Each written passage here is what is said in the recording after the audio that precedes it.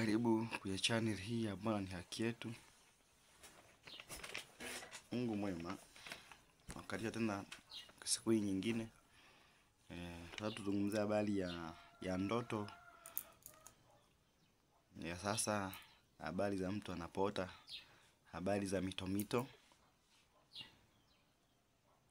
Kwa hiyo tutaomba alafu tuendelee na somo letu.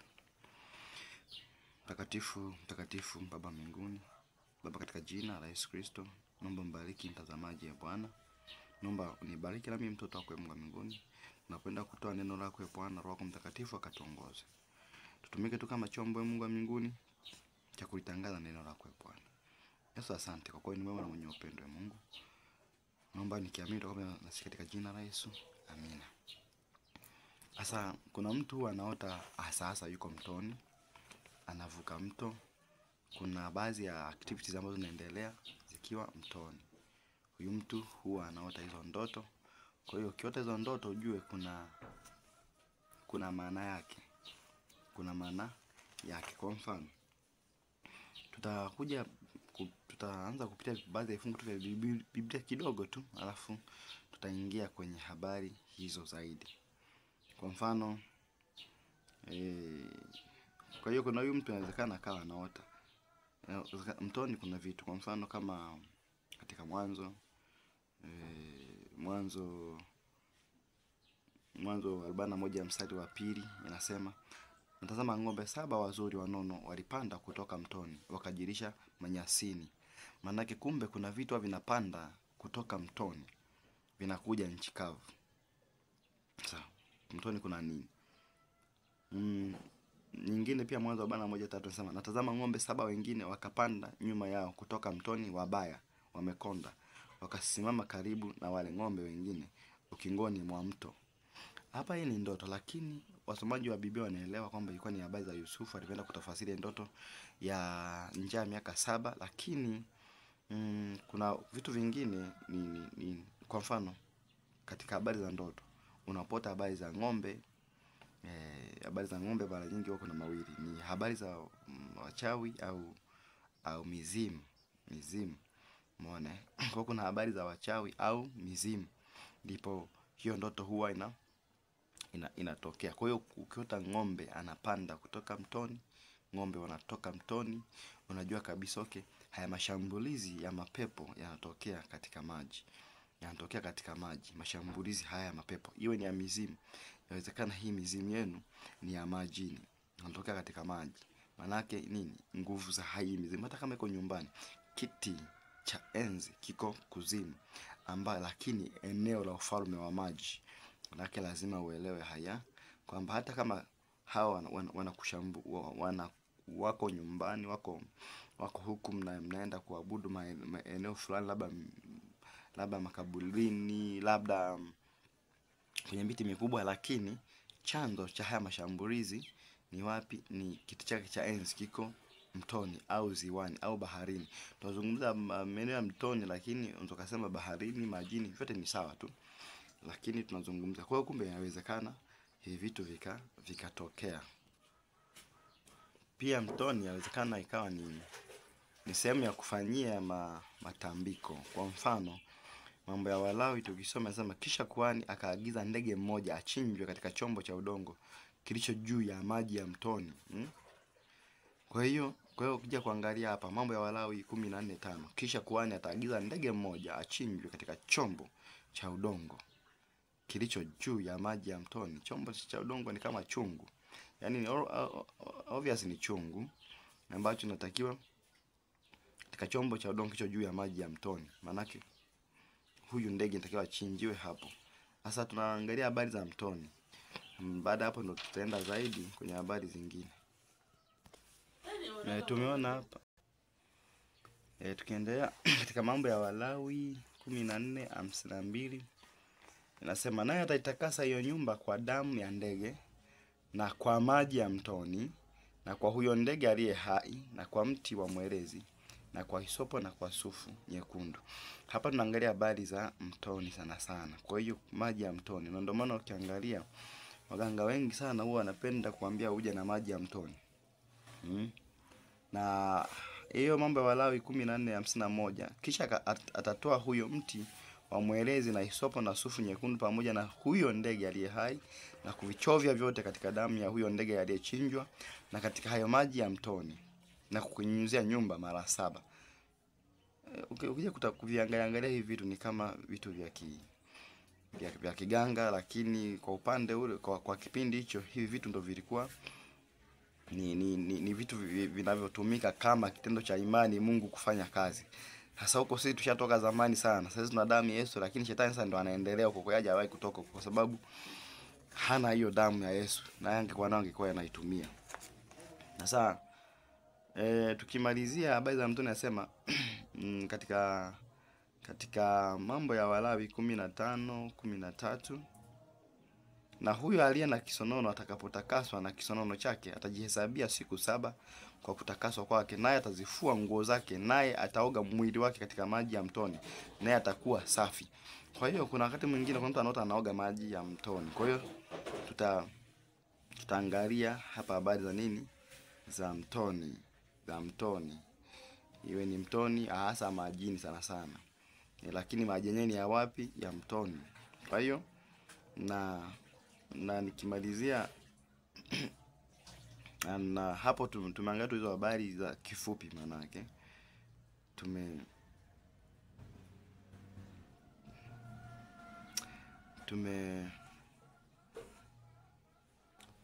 tumeangalia habari za mtoni hapo. Sasa kuna mtu yawezekana akawa anaota hizo unavuka mto. Ukiwa unavuka mto na umejaa kweli kweli, ukiota unavuka mto na umejaa kweli kweli, ujue kabisa kwamba kuna majaribu yatakuja na yatakuwa ni makali, lakini kama utavuka basi Mungu mwema kwamba umeshinda. Maana yake hapo yatakuja ni makali, lakini Mungu anakuonyesha kwamba utaweza kushinda hayo majaribu. Lakini pia na haya maji pia yawezekana yakawa ya design gani, lazima uangalie. Mengine ni machafu sana, mengine yanakuwa ni masafi. Inawezekana tunazungumza habari za maji ya mtoni, lakini hapa hebu tu generalize tu maji kiujumla. Mto wenye maji unaovuka. Umeona? Maana yake hapo kuna jambo ambalo yawezekana likaja au majaribu yakaja ni makali, kama maji yako yana kasi alafu ni machafu. Maana yake hapo ni majaribu ni makali, lakini pia yawezekana yakawa na uchafu ndani yake hayo majaribu. Maana yake yawezekana yakawa na roho chafu ndani yake. Maana yake kuna yasiwe ya kawaida. Ni makali kweli, majaribu makali, lakini yawe si ya kawaida. Na ukiona machafu sana, maana yake unajua kabisa hapa shetani analetwa na upande wa shetani. Lazima ujue majaribu yanaletwa na nani. Sasa kuna mtu anaota anavuka mto, lakini sasa ukiota pia unachukuliwa na hayo maji, maana yake wewe hutashinda hayo majaribu. Maana yake yatakuchukua.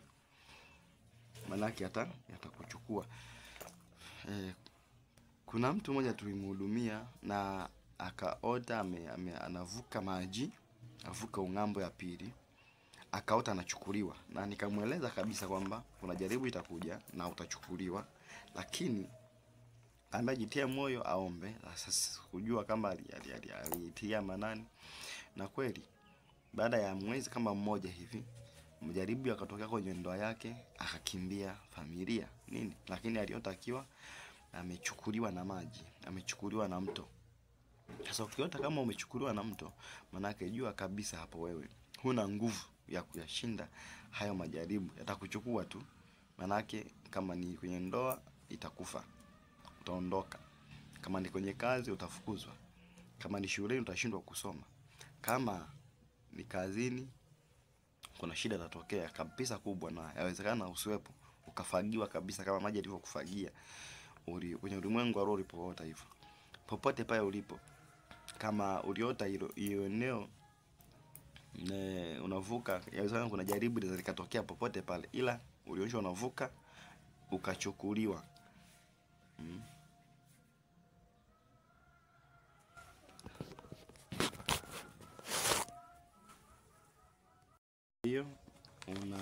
ukiota hivyo umechukuliwa, maana yake ndo hiyo sasa, kwamba kuna jaribu ambalo litakushinda kuhendo, maana yake litakupeleka. Hasa hapo ukiona hali kama hiyo, unahitaji msaada wa Mungu sana. Mungu akusaidie katika hilo. Sasa usikae, ukiona hivyo usikae kimya. Omba, tafuta msaada kutoka kwa mtumishi wa Mungu. Muelezee basi naye atakuombea. Lakini pia unapota pia unaoga mtoni au unaoga mtoni, lakini sasa unaoga mtoni kuna mawili. Tumeona hapa kwamba huyu alijitakasa mtoni katika Mambo ya Walawi, kwamba huyu mwenye kisono anajitakasa mtoni naye atakuwa safi. Atajitenga muda wa siku 7, akimaliza ataenda kujiosha mtoni, maana atajitakasa mtoni naye atakuwa safi. Sasa inawezekana na wewe ukaota ndoto kama hizo. Kuna mmoja ambaye mimi nilimhudumia pia, aliota akasema kwamba alijiangalia nguo zake ni chafu sana, lakini akasema ngoja niende nikajioshe mtoni, nikajitakase mtoni. Na kaenda kujitakasa, akajiosha mtoni, akawa safi kabisa, na maji yalikuwa ni masafi mazuri kabisa. Sio kila ndoto za mtoni ni mbaya, sio kila ndoto unayoyota kwa sababu uko mtoni ni mbaya, hapana. Kuna nyingine ni nzuri. Ndio kama maeneo ya maji yote nimejournalize, maeneo ya maji yote iwe ni mtoni, unavuka daraja, unavuka mto, unavuka daraja ambalo lina maji, unavuka mto na sasa haya uko mtoni, labda unajiosha, unajitakasa, maji ni safi kabisa, na ukiangalia ndoto ina mlengo wa kimungu kabisa ndani yake. Kwa hiyo inakuwa hakuna shida. Maana kaijiangalia nguo zake zilikuwa ni chafu sana, maana ile tabia yake ilikuwa ni chafu sana. Nguo ni utukufu, lakini nguo ni tabia wakati mwingine. Sasa ile nguo yake ilikuwa ni chafu sana, maana yake akasema hapana. Hapa ninaposali, akasema hapa ninaposali wanashindwa kunitakasa. Sasa ngoja nikajitakase mtoni. Na alionyeshwa kabisa sehemu ya kujitakasa. Maana akaenda akaoga pale mtoni akiwa na nguo zake. Kwa hiyo manake akasema kwenye ndoto yake, akasema nikajiona nikiwa nimesafika. Unaona? Kwa hiyo kuna wakati mwingine unaweza kuota unaoga mtoni, lakini maji ni safi na ni mazuri, lakini kuoga kwenyewe ni kwamba una maelekezo maalum, kwamba inawezekana wewe ni mchafu kitu fulani, kwa hiyo unaenda kujisafisha mtoni. Hiyo ndoto sio mbaya, hiyo ndoto ni nzuri, ni kumshukuru Mungu, lakini ikiwa kwenye mienendo, kwenye mlengo wa kimungu. Kama ni mlengo wa kishetani, hata kama ni nzuri kiasi gani, hata kama ni maji ni masafi kiasi gani, bado itakuwa ni masuala ya kipepo hayo. Sasa sasa kuna mtu unaota unaoga mtoni lakini huna nguo. Hiyo sio nzuri sana, kwa sababu mara nyingi huwa ni habari za matambiko. Huwa ni habari za matambiko au uchawi. Unapokuwa unaoga mtoni bila nguo, ni habari za matambiko au uchawi. Au wewe unakuwa umejiambatanisha na madhabahu fulani ambayo ipo mtoni hapo. Kwa hiyo unakuwa unaoga bila nguo, ni kwamba yawezekana, cha kwanza kuoga bila nguo maana yake ni utukufu wako haupo, maana yake uko uchi, utukufu haupo, maana yake ni aibu hiyo. Lakini huoni aibu ukiwa uko mtoni, unaoga tu ukiwa na nguo, huna nguo, unaoga tu ukiwa huna nguo. Maana yake nini? Maana yake hapo yawezekana ndio kifungo chako kiko maeneo hayo, umefungiwa hapo, na unaoga huoni shida yoyote ile, huna nguo na huoni shida yoyote, maana yake kifungo chako kiko maeneo hayo. Lazima utambue hili kwamba okay, hata kama maji ni masafi kiasi gani, ila kuna ndoto Mungu anaoita ukiwa uchi wa mnyama kabisa. Hayo ni manyingo, ni mapepo na ni ndoto mbaya sana. Tena uko uchi, tena mtoni, kuna kuwa uchi sehemu zingine zote. Ukiwa uchi kazini tunajua kabisa kwamba hiyo aibu itakupata kazini. Ukiwa uchi nyumbani, aibu itakupata nyumbani. Ukiwa uchi madhabahuni, hiyo aibu itakupata madhabahuni. Sasa manake, lakini ukiwa uchi mtoni, manake wewe unamilikiwa hapo. Yaani manake wewe ni mmoja wa watu wanaomilikiwa hapo. Huoni shida. Ile aibu yako imefunuliwa, lakini huoni tabu. Manake wewe umemilikiwa akili mpaka mwili, umemilikiwa nafsi yako maeneo hayo. Sasa kwa hiyo manake ni inawezekana ni matambiko au roho za uchawi au roho za majini ambayo yanamiliki, majini ya mtoni, marine spirits au sehere majini ya mtoni. Umeona? Kwa hiyo tunazungumzia habari kama hizo. Sasa pia lakini kuna huyu mtu pia anakuwa kuna mtu inawezekana kuna mtu anakuwa anavuka mto, ghafla akadondosha kiatu, ghafla kiatu kikachukuliwa, au alikuwa anavuka mto viatu vyote vikaondoka, au kimoja kikaondoka cha mguu wa kushoto au wa kulia. Sasa vitu hivi vinapokuwa vinatokea, maana yake ujue kabisa kuna shida mahali, kuna tabu mahali, kwamba unavuka mto, ile katika harakati zako za kuvuka kiatu chako kinabebwa. Kibebwa kiatu chako, maana yake ni kwamba utayari wako umebebwa. Maana yake huna utayari wa kuanza kitu unachotaka kukianza. Kuna wakati labda unataka unaanza biashara, lakini Mungu anajaribu kuambia kwamba huna utayari. Maana yake kiatu chako kimevuliwa, kiatu chako kimechukuliwa. Kwa maana yake hata ukifanya hilo jambo lako halitafanikiwa, litaondoka. Kwa nini? Kwa sababu huna ule utayari wa kufanya hilo jambo lako ambalo unatakiwa ufanye, ulifanye. Basi lazima uombe Mungu sana akusaidie kwamba na kitakachojua kuchukua utayari wako ni majaribu. Inawezekana majaribu yakawa ni ya hiyo biashara, ikawa ni ya hiyo ndoa, ikawa ni ya kitu chochote kile, iwe ni ya elimu, mtu umesoma lakini sasa unaelekea kusoma, labda unashangaa unaota kiatu chako kinachukuliwa, unaenda kufanya mtihani, unashangaa unaota kiatu chako kimechukuliwa kwenye mto. Maana yake ujue kabisa majaribu hayo yatakuja, na majaribu yakija hutayaweza kuyahimili, maana yake utachukuliwa tu. Sasa Mungu akusaidie sana. Kuna mwingine anachukua viatu vyote viwili, maana yake wewe ndo kabisa, yani hutaweza kuhimili chochote kwa sababu mguu wako wa kushoto na wa kulia vimechukuliwa. Hizo maana yake pia. Lakini ndio Musa aliambia vua viatu vyako, maana yake vua mipango yako, vua utayari wako, vua mipango yako, maana yake vua mipango yako, usikize mipango yangu. Lakini unapoona maji yanakuvusha hivyo viatu, ujue kabisa wewe ni majaribu yatakuvurisha utayari, hautakuwa tayari tena. Utashangaa baada ya muda unahisi hata hilo jambo unataka kuliendea unahisi uchovu. Hilo jambo unataka kulifanya kama ni ndoa, unahisi yes, utaki kuolewa tena, utaki kuoa tena. Kama ni kazi utaki tena kufanya tena kazi, kama ni kusoma utaki tena kusoma, lakini uliota tu unavuka mto na viatu vyako vinachukuliwa, kwa hiyo tayari wako kwa unachukuliwa. Sasa kuna mtu mwingine ambaye ndio huyo kuna mmoja nimhudumia naye hivyo viatu vyake vimechukuliwa na mto, lakini baadaye Mungu mwema akaota tena viatu vimechukuliwa, lakini kuna mtu akaenda kumsaidia kutoa nini, kuvitoa vile viatu, akamkabidhi viatu.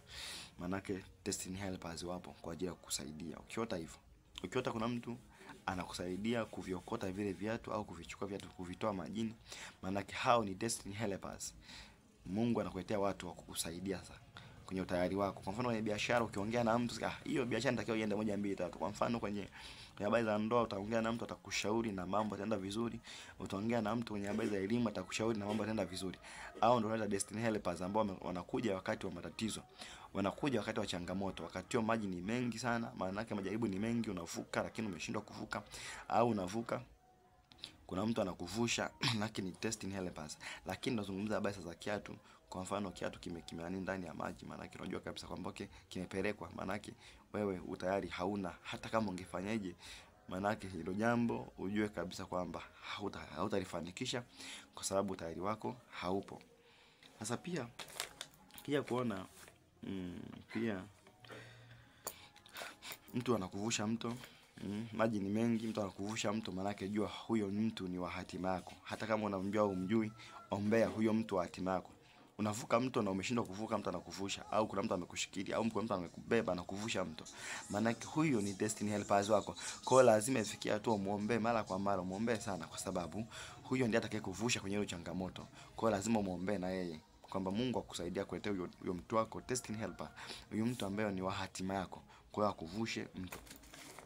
Pia kuna watu wanaota wako chini ya maji, yajaishi ni mtoni, ziwani au baharini. Mtu anaota yuko chini ya maji. Chini ya maji anafanya nini? Kuna vitu vinafanyika. Kuna mmoja mimi nimhudumia pia, anasema alikuwa anaota ndoto mara nyingi sana yuko chini ya maji na akafungiwa pale. Ila yeye anaambiwa kwamba amefungiwa kule kwamba nafsi yake imetunzwa kule kwa ajili ya uharibifu usiupate. Lakini kumbe sio kwamba uharibifu asiupate, hapana. Bali amefungiwa kule kwa sababu yeye kuna kitu anacho kikubwa mbele za Mungu na hatakiwi kuonekana huko. Kwa hiyo nafsi yake ikashikwa, ikafungiwa baharini, na mkuu wa bahari wa hiyo eneo akafunga, akamfungia kule. Lakini anakuja kwa njia ya Yesu, anakuja kwa njia ya jambo lolote lile, ila unakuta anakuja kama kwa njia ya Yesu sana sana na msalaba na kila kitu. Lakini kumbe huyu mtu kafungiwa baharini, na ila yeye anahakikishiwa huku nimekulinda, umetunzwa huku nimekulinda. Na anaona samaki wengine wamekufa. Maana anaona samaki wamekufa, wengine samaki wamekatwa vipande. Lakini kumbe wale samaki sio samaki, ni watu. Ni nafsi za watu zimekatwa vipande, zingine ni miili ya watu, ila ni mfumo tu wa samaki ili kusudi asiogope, akatafuta msaada. Kwa hiyo ukiona kwa mambo kama haya inakuwa ni hatari kidogo. Kwamba inawezekanaje mtu akawa baharini, akajiona uko baharini.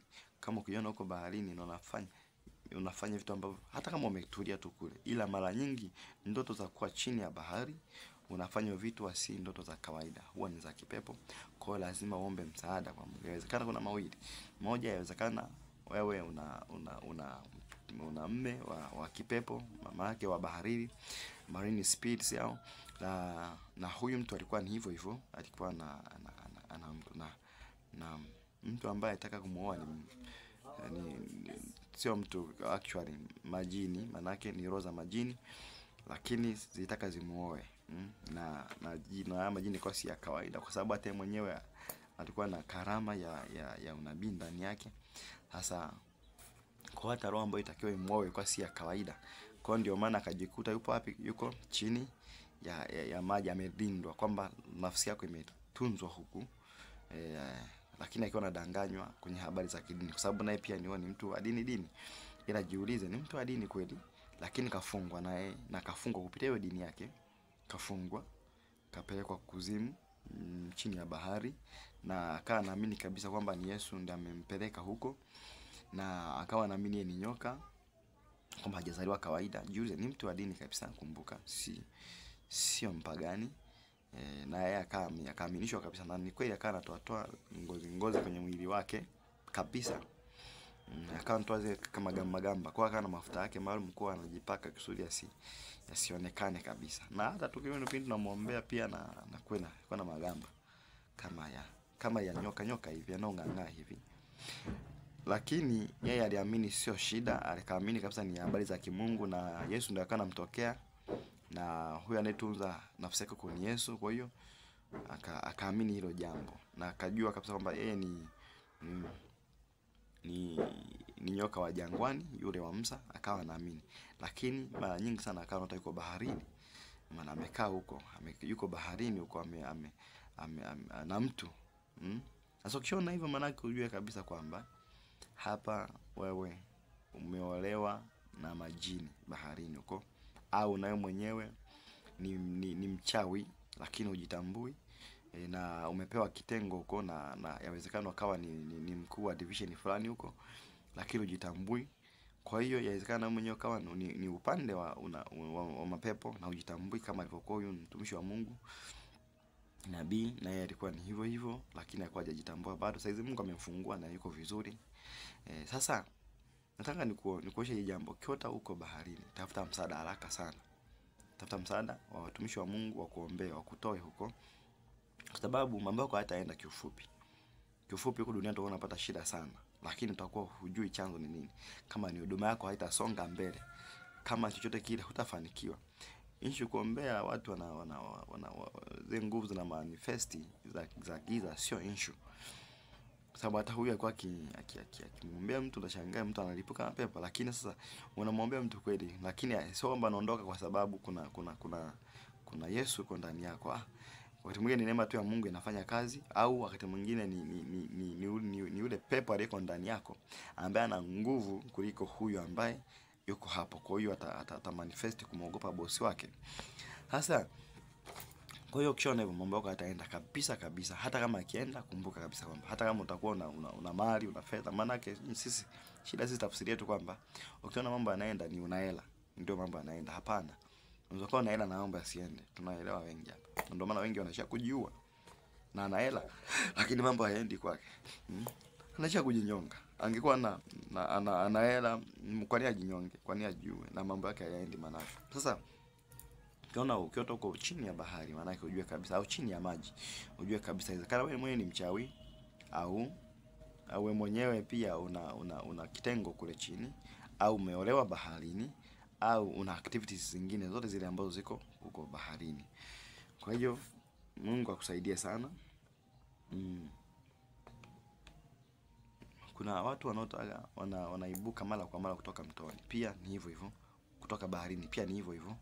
Lazima ujue. Unaweza una jambo unaenda kulifanya kule lakini kama ni siri hawataki ujue, kwa hiyo unaibuliwa. Kwa hiyo kuna wengine kazi yao ni kwenda tu kuzaa. Anaenda kuzaa. Manake kuna watu wanapata mimba za kipepo. Kuna watu tutakuja kujifunza siku za mbele mimba za kipepo.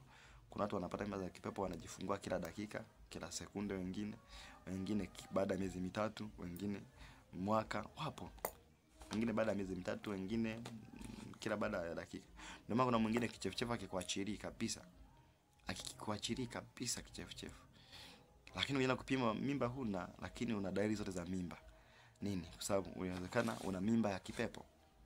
Una mimba ya majini, au una mimba ya mtu mchawi, au una mimba ya nabii mchawi, ila ulimwengu wa roho. Sasa kwa hiyo kwa kama hii manake yawezekana unaota unaibuka baharini, kutoka baharini au mtoni au wapi. Yawezekana ulienda kwa mume wako. Yawezekana kabisa. Mkaenda kuzini huko, na au yawezekana ulienda kuzaa. Kwa hiyo lakini unafichwa hiyo activities usijue, usitambue, kwa sababu yawezekana wewe huna bond connection na watu sana kuliko wao kazi yao ni kukutumia tumbo lako uzalishe, au kutumia tumbo lako kwenye vitu vingine. Kwa hiyo unapoto unaibuka mtoni, lazima ujue unaibuka mtoni afu without any reason, yani huna cha kuelezea zaidi. Kwa ujue kuna jambo unalifanya. Inawezekana mwenyewe kwa ni mchawi bila kujua, wakala kipofu manake. Bila kujua au la, basi kweli kabisa uko wapi? Uko mtoni. Manake activities zako ziko mtoni. Kwa hiyo lakini siri unataka kujua. Kwa unaibukia wapi? Unaibukia mtoni. Kwa hiyo hizo activities zinakaa ni siri na usijue na utaki kujua. Kwa hiyo wanakufumba kila kitu, usijue kaza chochote kile. Kwa hiyo unapoibuka tu umeshafanya kazi kwa na huelewi. Kwa hiyo kishaota hivi, tafuta msaada wa mtumishi wa Mungu akusaidie. Kuna watu wanaota pia wanakula. Mtu anakula mtoni, yuko mtoni anakula, yuko baharini anakula, yuko ziwani anakula. Unapoota hivyo, hata kama uko pembezoni mwa mto, mwa bahari, nakula, manake ni matambiko. Ni matambiko au ni ishara za giza za kipepo. Ishara za giza za kipepo. Kwa hiyo manake ukiota hivyo uko mtoni na unakula mtoni, kwa hiyo jua tu kabisa kwamba hapa kuna ishara kwamba hapa aidha kuna matambiko ya kifamilia, kuna matambiko ya kiukoo ambayo mnayafanya na huwa yanafanyika kwenu. Kwa maana yake hii hali inatokea kama ambavyo msifanye actually kwenye ulimwengu wa nyama, lakini ulimwengu wa roho unafanya wewe na mnafanya nyinyi. Kwa hiyo mnaota mnakula maeneo mko mtoni. Kwa hiyo jua kabisa nguvu zenu za sumbua familia, nguvu za kiukoo za mizimu zinatokea katika maji. Zinatokea katika maji. Sawa Kwa hiyo manake masumbufu yote yanatokea katika maji. Kwa hiyo hizo mara nyingi inawezekana ikawa pia ni kafara, habari za kafara. Kwa hiyo inawezekana ni kafara za ukoo, kafara za familia, au kafara za miungu mingine ambayo nguvu zake zinatokea katika nini?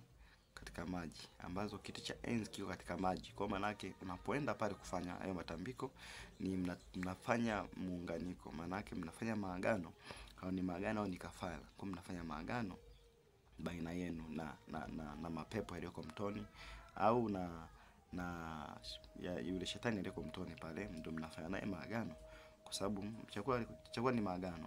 Kwa hiyo inawezekana mko kwenye maagano ya vyakula. Kwa hiyo lazima mjue kabisa kwamba hapa kuna kuna maagano yafanyika. Kwa hiyo ukiota hivyo lazima omba msaada haraka sana kutoka mtumishi wa Mungu, na Mungu akusaidie hiyo hali ipate kuondoka. Basi lakini pia unapokuwa na watu wanaogelea mtoni, kwa hiyo inategemea unaogelea, aidha kuna mwingine anaogelea tu, sio kwamba anavuka mto, sio kama anavuka bahari, sio kama anavuka ziwa. Anaogelea tu. Hafu hana objectives, yani hana sababu ya kwa nini anaogelea. Huyo pia nguvu za maji zimemnasa manake nguvu inayomsumbua kwenye maisha yake inatoka katika nini? Katika maji. Kwa anaogelea tu hata kama hafiki anakoenda, hafiki safari yake. Unakuta mtu anaogelea tu muda wote. Kwa maana yake huyu, na mpaka anaibuka anaogelea. Kwa maana yake huyu mtu ana safari lakini hajui anakoenda na hafiki anakoenda. Nini? Kuna nguvu ambazo zimemshikilia ziko mtoni au ziwani au kwenye maji. Nguvu za kwenye maji ndio zimemshikilia huyo mtu. Kwa nini naongelea, nimejeneralize habari za maji kwa ujumla, maana yake mtoni tu, lakini kwa ujumla uwe ni ziwani, uwe ni mtoni, uwe ni baharini, lakini kwa sababu hii ni rahisi kueleweka kwa watu wengi. Kwa hiyo ndio hivyo. Unakuta huyu mtu ameshikiliwa na zile nguvu za maji kwenye mambo yake, maisha yake yote. Kwenye ndoa yake haoni maendeleo. Kwenye familia haoni kinachoendelea, kwenye kazi haoni kinachoendelea, mshahara upande. Yuko hapo anaogelea tu, nguvu za maji zimemkamata. Kwa hiyo unapoota habari za maji, jua nguvu ambazo zimekukamatilia ziko kwenye maji. Na inawezekana kuna mganga alikufunga kupitia maji. Kuna mchawi yuko kwenye maji, nguvu zake ziko kwenye maji, kwa hiyo amekushikilia hapo. Kuna mapepo, kuna majini ambayo yamekushikilia hapo. Manake unaogelea tu bila huna chanzo unajua unapoenda na wala huna pa kwenda. Upo tu unaogelea manake. Lakini kama unaogelea unavuka na ukavuka, basi Mungu mwema, kwa mlojaribu utalivuka kwa kuogelea kwako kweli umeogelea na umelivuka. Kwa hiyo lakini kama unaogelea na huna pa kwenda na hujui unapoelekea na unaogelea tu, manake unajua kabisa umeshikiliwa, umebebwa, umekamatwa na hizo nguvu za maji ndio zimekukamata. Kwa hiyo Mungu akusaidie sana. Na tutaendelea, na Mungu atatusaidia, na Mungu atakusaidia katika hili. Bwana Mungu akubariki sana, na Mungu akutakasa kwa jina lake. Lakini pia na kama kuna jambo lolote ambalo wewe uliliota, basi unaweza ukaachia hapo chini kwenye comment. Nitakujibu, lakini almost kila wiki nahisi, kwa sababu nakuwa niko busy kidogo.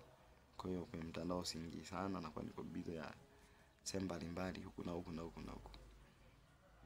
Ndio maana kuna wakati nadhani sijibu kwa mtu, lakini pia kuna namba hapo za mawasiliano, na tukawasiliana, ukaniambia, ndio itakuwa rahisi zaidi, kwa sababu nakuwa niko busy kidogo. Watu wengi wanakuwa wanapiga simu na ndio tunawasiliana kwa njia ya simu wengi wao.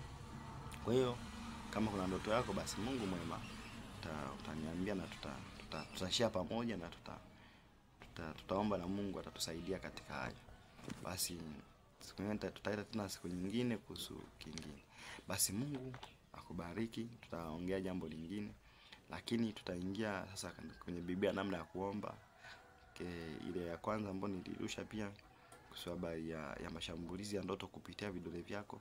Pia tutaingia kwenye Biblia, tutatafuta vifungu vya kuombea, lakini hata hii pia tutatafuta vifungu vya kuombea kwenye segment inayofuatia. Kwa Mungu akubariki sana. Mungu akutakase, na Mungu akusaidie, akutoe kwenye hizo nguvu za giza ambazo zinakuandama kupitia katika ufalme wa maji, katika jina la Yesu. Amina.